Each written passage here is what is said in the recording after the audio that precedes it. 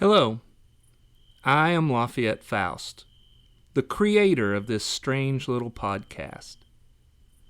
I'm very grateful for all of you who have become constant listeners. You've given me a platform to pursue my passion, which is writing stories that hopefully entertain and engage, and if I'm doing it right, give you the occasional shiver. This podcast is free, but it isn't free to produce. If you are a fan of the show, I invite you to go by the store and buy a t-shirt or a mug. The link is in the show notes. But, of course, the most important thing you can do is subscribe to us on your favorite platform. Then, please like, share, and rate the show. Any support will be immensely appreciated.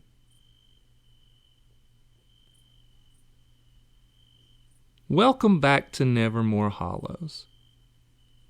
Tonight's story comes from our very own coroner, Elissa Heart. She has graciously allowed us to peruse her journals for some of her more curious cases. Recently, she had a terrifying encounter with some creatures you've heard about before, the nub creatures.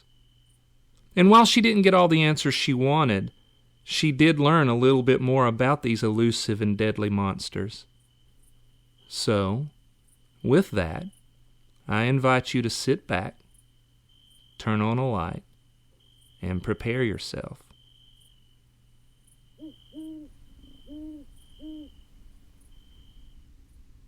I've always had a belief in the afterlife. And I've always liked a good ghost story, though I never really believed that it was possible that ghosts and monsters were real. I believed that heaven and hell were real, and that when you died, if you went to heaven, you didn't want to come back, and if you went to hell, you couldn't come back. Therefore, no paranormal ghosts or monsters. But my beliefs have changed. Not in heaven or hell. I still believe they exist, now more than ever. In the 10 years that I've lived in Nevermore Hollows, I've been forced to not only accept the truth that ghosts and monsters are real and roam the earth, but to also accept that they are at war with us. I have the scars to prove it.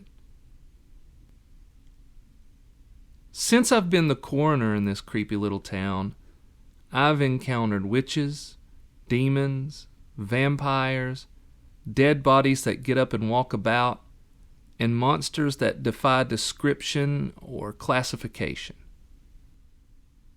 Not long after my first paranormal encounter with Nevermore's most powerful witch, an old woman named Granny Dingo, I decided to keep a record of all the evil entities that inhabit Nevermore Hollows.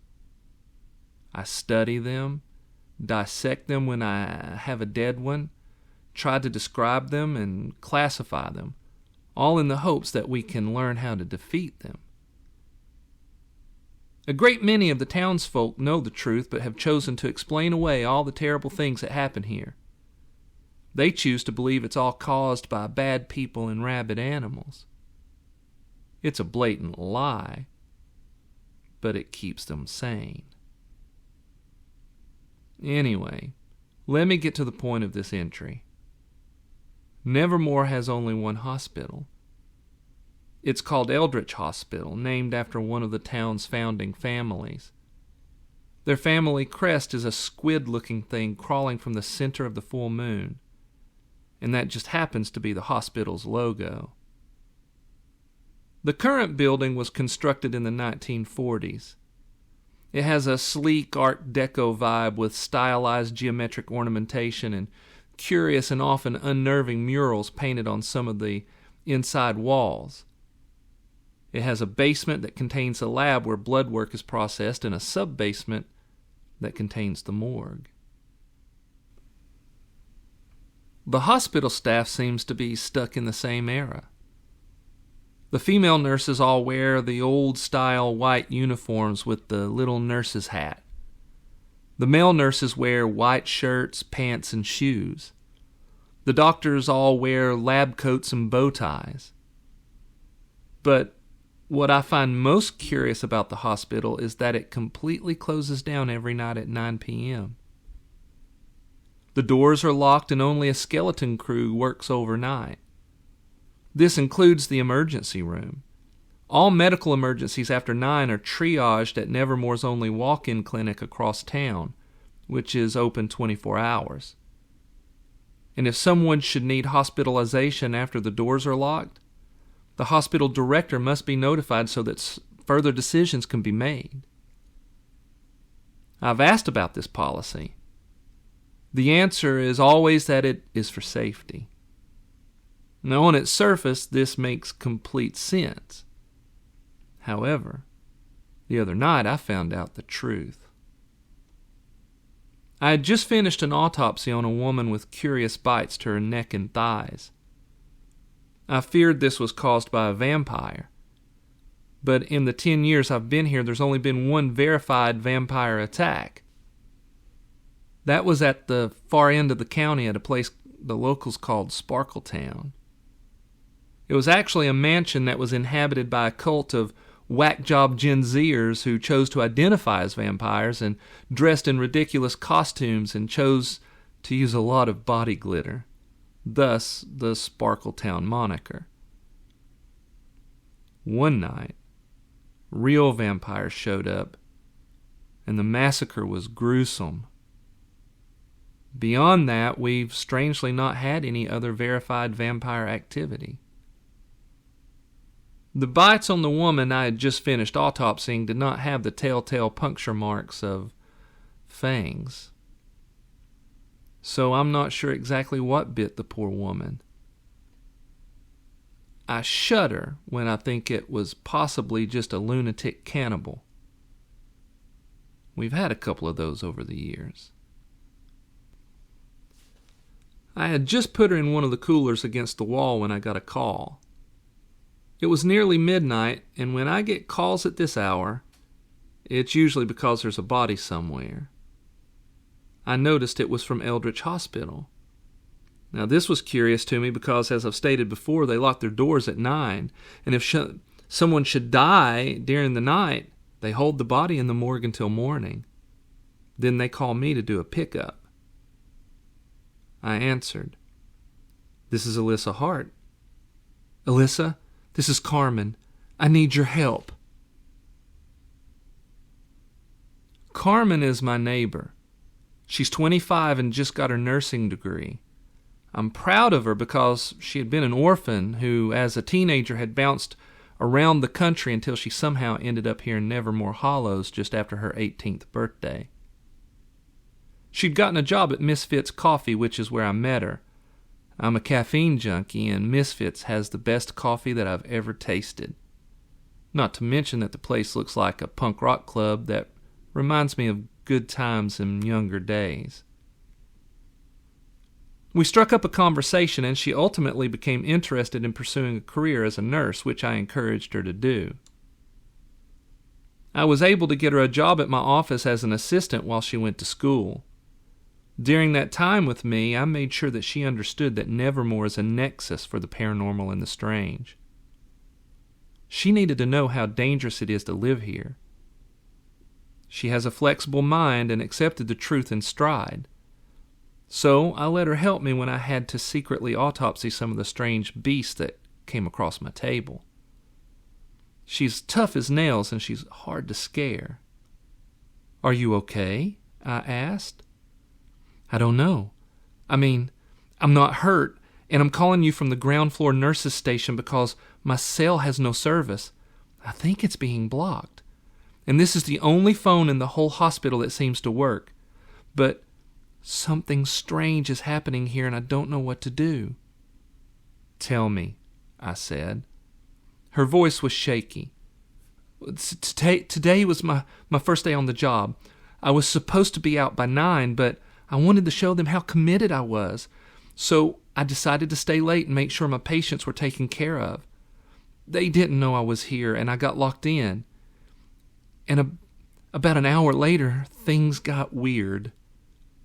I didn't like it when someone in Nevermore used the word weird. "How so?" Carmen lowered her voice to a whisper. "There are no doctors on site, only a few nurses.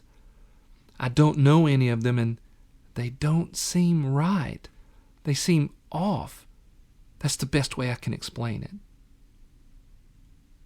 Nevermore Hollows consists of the town proper and about 300 square miles of rural land bordered on the north, west, and south by Dunwich Forest and by the Atlantic Ocean on the east. The town actually sits on a small bay fed by the Atlantic Ocean. The whole county consists only of about 20,000 residents, big enough to not know everyone's name but small enough to know their faces. So it was strange in itself that she did not at least recognize any of the night nurses. I didn't like where this was going. "How many nurses are on staff, Carmen?" "I counted 4, she said. "And they're acting pretty weird, but that's not what has me so scared. Some of the patients have changed since they locked the doors." This was a worrisome bit of information. Nevermore has its share of cryptids that are shapeshifters, all of them strange and deadly. Changed how? She paused before answering. I got the sense she was checking her surroundings, just like I'd taught her to do.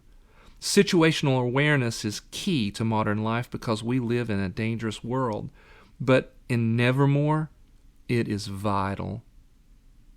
"Okay," she said. "For example, Stephen Stanton is here. He came in to have his gallbladder removed. I went to check on him at 7:30 and he was sleeping well. I checked on him at 10 and his foot was missing." I already knew the answer to my next question, but I asked anyway. "And I gather he had his foot when you first checked?" "Yes, but it doesn't look recently amputated. It's just a rounded nub, as if it occurred years ago. And he's not the only patient like this." "Leave now," I told her. "The fire exits have to be unlocked by law. Leave." Carmen's voice was so quivery now that I knew she was fighting back tears. "I've tried, but all the exits are locked and I don't have a key. I can't find one anywhere. I don't want to ask the night nurses because I don't trust that they're really human." I didn't want to waste time exploring her thoughts on why she didn't think the night nurses were human. They probably weren't. "Smash a window or a glass door," I said as I grabbed my keys and headed to the door. "I'm on my way." "I tried already," she said. "They won't break. It's like they're shatterproof." "I'm scared, Elissa." "I'm on my way," I repeated. "Find a place to hide." "Oh, dear Lord," she said. "What is that thing?" "Carmen!" I yelled. But the line was dead. I ran out of my office without locking up. I jumped into my 66 powder blue and white VW bus and took off toward the hospital. It was on the other side of town, and it was midnight with no traffic, so I got there in less than 10 minutes. I careened into the parking lot. There were only a handful of cars, and the sodium vapor lights were scattered to such a degree that they did little to illuminate the parking lot. Instead, they cast random pools of sick yellow light, which only caused the darkness to seem deeper and more ominous. I pulled to a stop around back next to the coroner's entrance that allows me access to the morgue. I jumped out and used my key card to let myself in. Not for the first time, I realized that this door was unusually thick and heavy, more industrial than any of the other doors in the hospital. And as usual, I suspected that it was designed to keep something inside. "Thank God," I said when the key card worked. I'd had a growing suspicion that it might not work for some reason or another, likely a paranormal one. I propped the door open with a fire extinguisher from the wall just in case my key would not work when we tried to exit, and I stepped into the ground floor stairwell. The hospital had dimmed its lighting, casting everything in gloom and conjuring deep shadows. The brightest light was the exit sign over this door, which spilled its bloody light around me.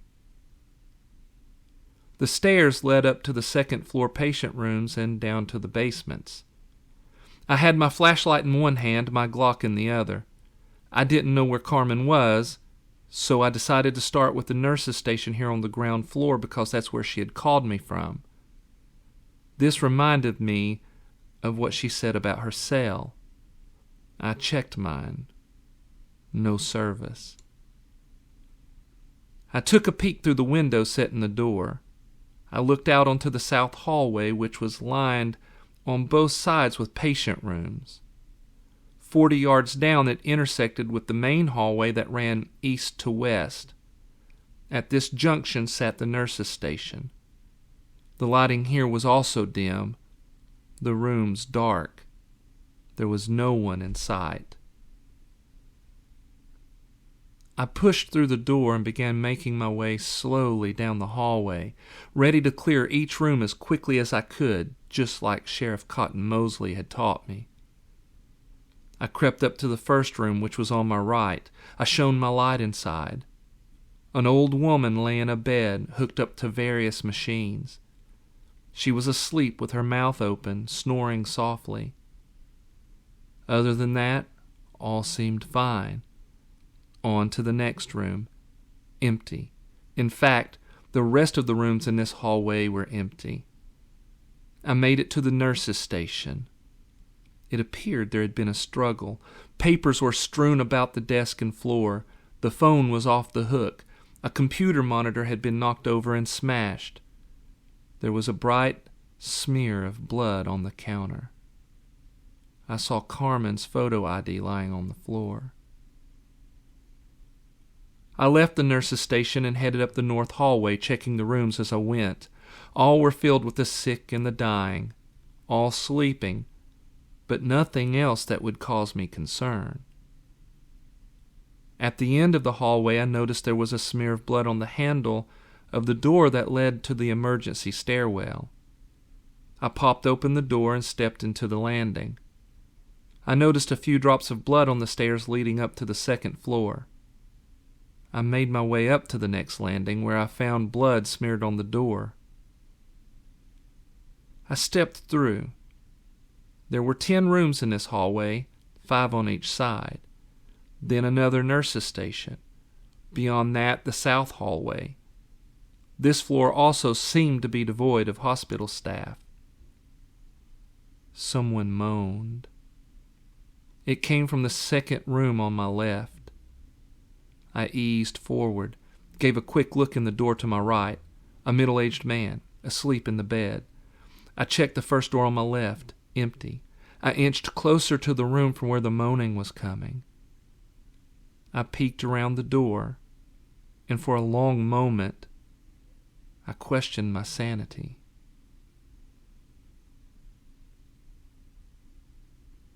I knew the man lying in the bed. It was Terry Grissom. He was my mailman. At least he was up until he fell and broke his leg a few days back. He'd done enough damage to require surgery, and he lay in the bed, eyes wide open, filled with abject terror.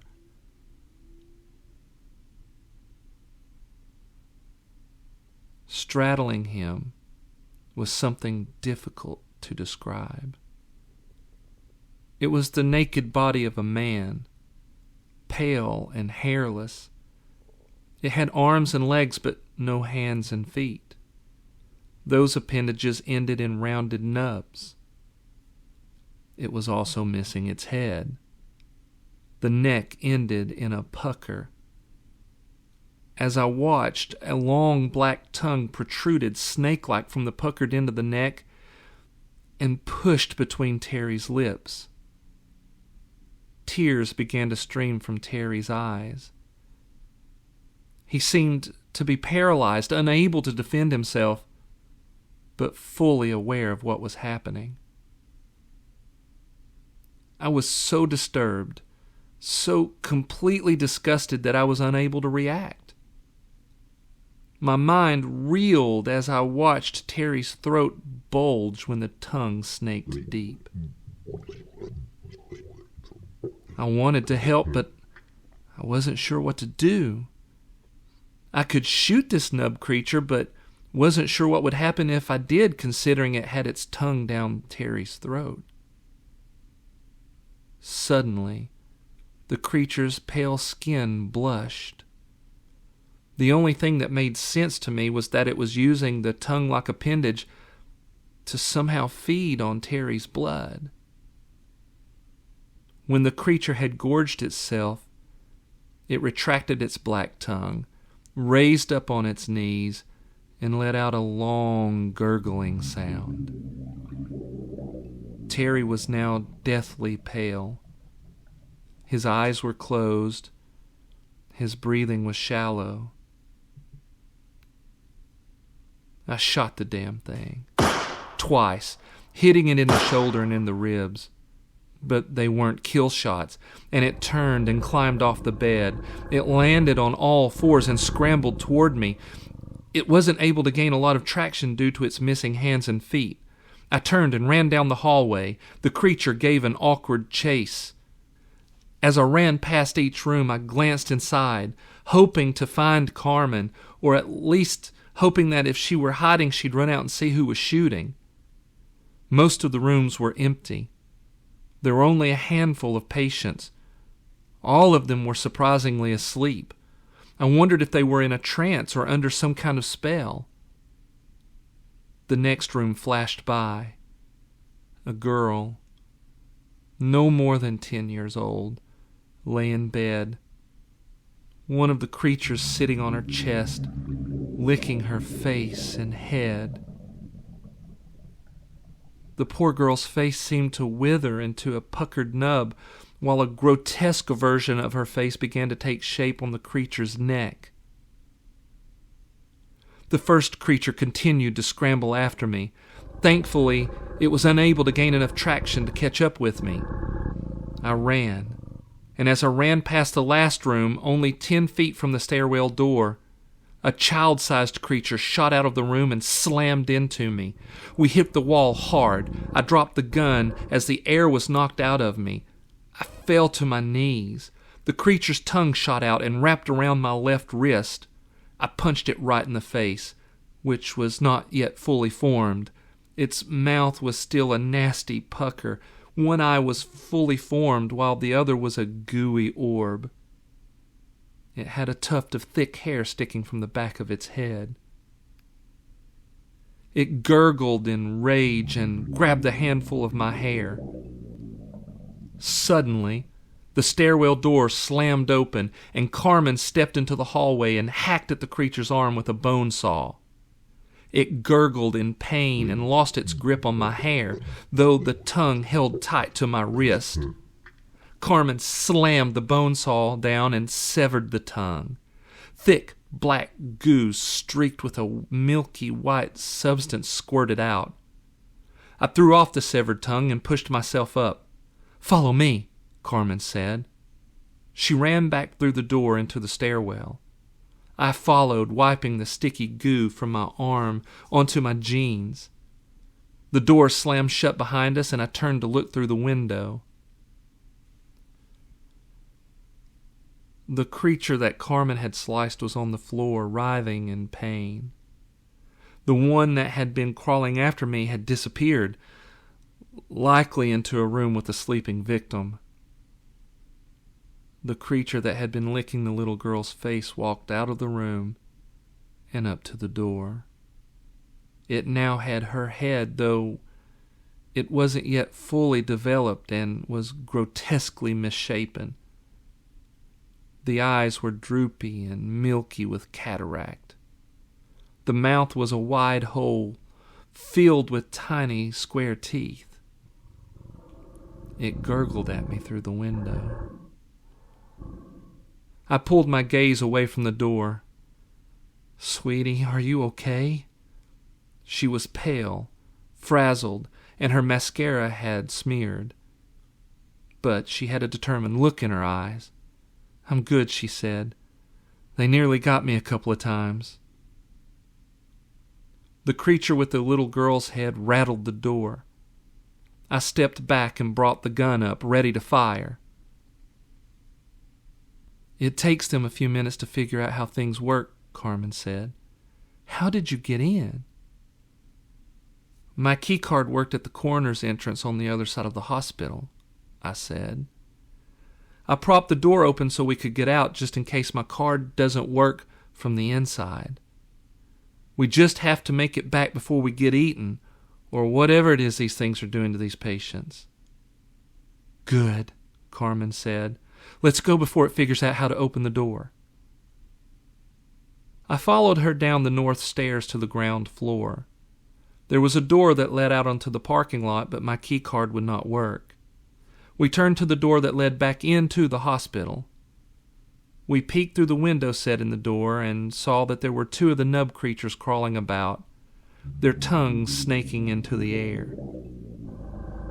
"We need to get across to the south side door that I propped open," I said, "but we're not going to be able to cross over to the other side here.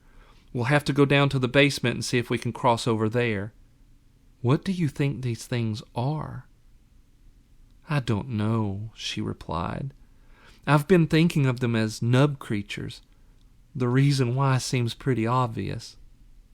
"Yeah, I can see that," I said, remembering how that exact term had popped into my mind when I saw the first one. "One of them was on top of Terry Grissom. It had its tongue stuck down his throat." Carmen glanced at me. "Yeah, I've seen that a couple of times tonight. I think they're drinking the life force from the patients." I considered her response. It seemed to jibe with my idea that it was drinking blood and oxygen from Terry's lungs. "Well, that makes as much sense as anything else," I said. "You know, I've been classifying these monsters that inhabit this town. And since you're the first person to seemingly encounter these things, you get to name them. For now, we'll just run with nubs." Carmen suppressed a smile. "We have to survive first." "Good point," I said. I was proud of Carmen for surviving this far and being able to keep her sanity. "Tell me what you've learned." Carmen shuddered as she recalled what she had seen. "Every one of them I've seen so far started out as a torso and arms and legs, no hands, no head. And their appendages into nubs. They begin completely genderless. I think the nurses gave the patients something to keep them asleep, but somehow these nubs are able to physically paralyze the ones who wake up during the attack." "Well, that makes sense as to why Terry wasn't resisting," I said. "He just lay there, crying." "It's terrifying," Carmen replied. "Then, when they're on top of the patient, they stick those snake-like tongues down their throats, and as they steal a person's life force, they begin to take on a gender. So far, it's been the same gender as the patient they're attacking." "It's freaky as hell," I said. "I wonder why any of this is happening." "Well, that's the million-dollar question," Carmen said.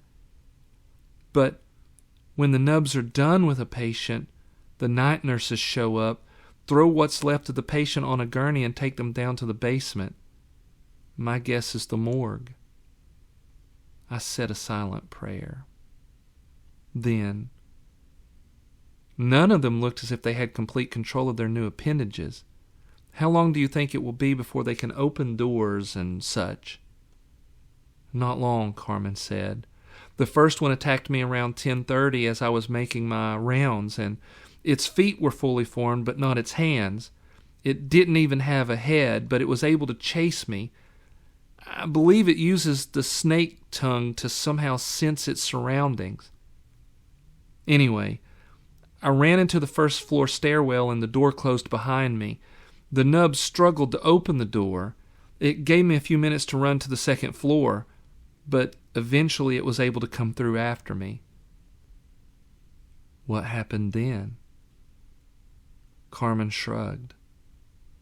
Basically, I've been playing hide and seek with these things and the night nurses. I was finally able to make it back to the phone on the ground floor. I think they keep that line open to stop people from being suspicious. One of the night nurses stays close to answer any calls, but when she saw me running from the nub creatures, she alerted the others and they also began chasing me. I haven't seen any of the night nurses, I said. I suppose they're still looking for me. I wasn't so sure about her assessment. Something didn't add up. If that's the case, then where are they? Why haven't we seen them? Carmen considered my question. Good point. I haven't seen any of them since you got here. We heard the door above us open and more of that gurgling noise the nubs make. Time to go, I said. We ran down the stairs to the basement and peered through the window set in the laboratory door. It was spacious and dimly lit and filled with various medical machines designed to analyze blood and tissue. It was empty of both nurses and nubs, but we would not be able to cross over to the south side of the hospital and make our escape because this was the only door. I swiped my key card and was surprised that it worked, granting me access to the lab. What are you looking for? Carmen asked. Nothing, I said, propping the door open with another fire extinguisher. This is simply a ruse. I hope the nub coming down the stairs will think we're in here. Right on cue, we heard the creature slowly making its way down the stairs. We turned and ran down to the sub-basement, to the morgue. I knew that the north and south stairwells emptied into a hallway that crossed in front of the morgue. I prayed we'd be able to cross over there without running into the nurses or the nubs. When we made it down into the hallway, I was disappointed but intrigued to see a red-orange glow spilling through the window set in the morgue door. We crept close. I motioned her to keep an eye out for the nub creature in the stairwell, and then I peered inside the morgue. The glow came from a small crematorium which is used to destroy biological tissue taken during surgeries. Its door was open, and the flames leaped and danced as if in hungry expectation of an offering. All 4 of the night nurses stood around a gurney, 2 to a side, on which lay the body of what I presumed was to be a patient that had been killed by one of the nub creatures. The body was missing its hands and feet and its head. But the most shocking element of this scene were the nurses themselves. They all wore white, vintage-style, short-sleeved dresses, aprons, and caps. The skin of their exposed calves and arms were dark gray and eel slick. The underside of their forearms and their wrists were snake belly white and were covered in double rows of tiny suckers like those you would see on an octopus. Their shoulder-length hair was dark and stringy and reminded me of rotten seaweed. They lifted the body and shoved it into the crematorium. Then they turned, and every blood cell in my body turned to ice. They had the same pale, eel-slick flesh on their faces, but each face had a dark crimson pattern that constantly morphed from one disturbing image to another, like a hellish Rorschach blot. One moment the images resembled hungry faces. Other moments as if they were grimacing in pain. The next moment as if they were in the throes of wicked ecstasy. Well, that's the most disturbing thing I've seen tonight, I said. Carmen shot a look inside. Gross! They didn't look like that earlier. They looked like normal women. 2 of the night nurses pulled a second gurney holding another body close to the crematorium. They hefted the body inside. "I've seen all I need to see," I said.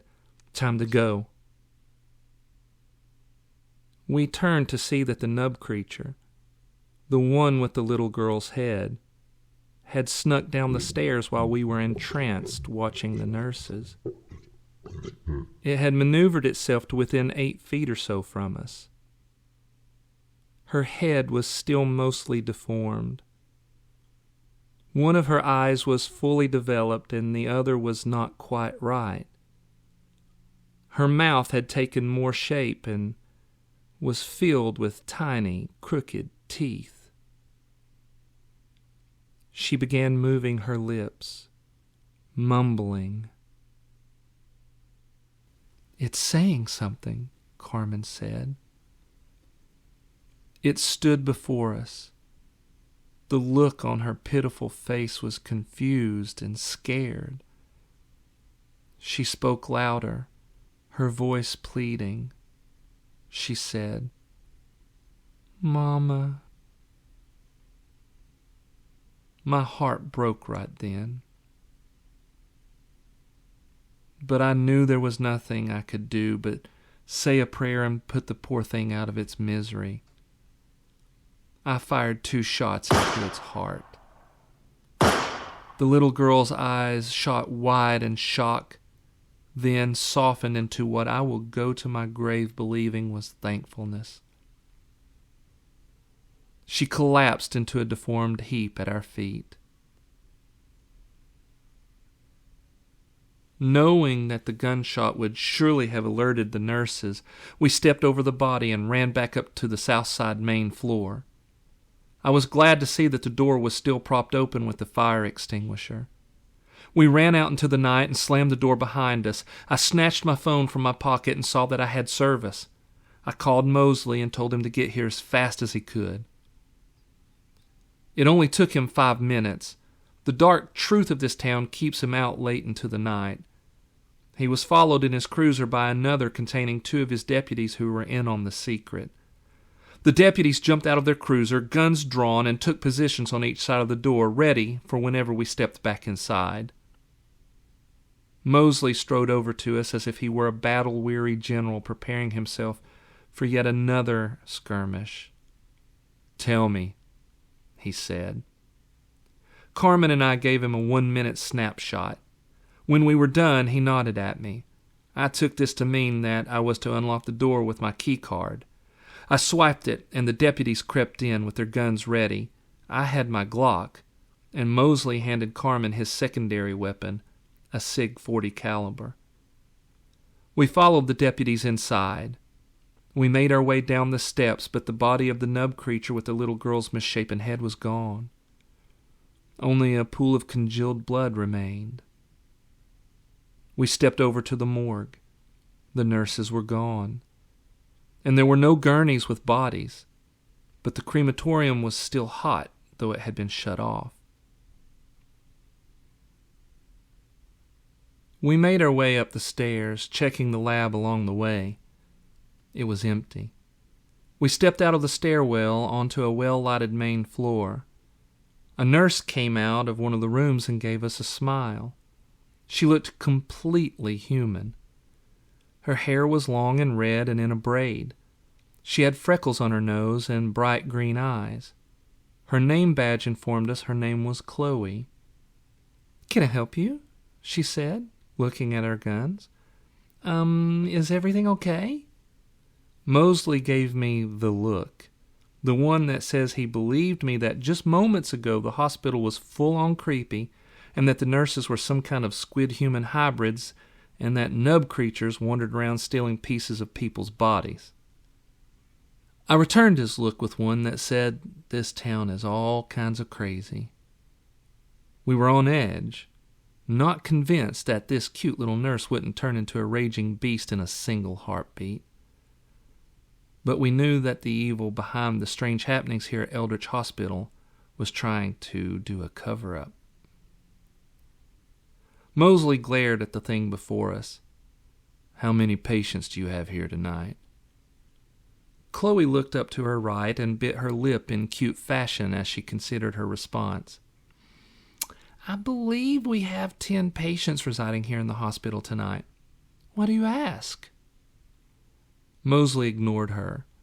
Instead, he looked at Carmen. The unspoken question was if she agreed that 10 was the correct number. Carmen nodded. I want to check on each of them, Mosley said. I want to make sure that nobody has done them any harm. Why would anyone do any of our patients any harm? Chloe asked. Mosley grimaced. I could tell he wanted to be more direct, but I got the sense he felt it was wise to do this little dance and not escalate the situation until we could make a better assessment.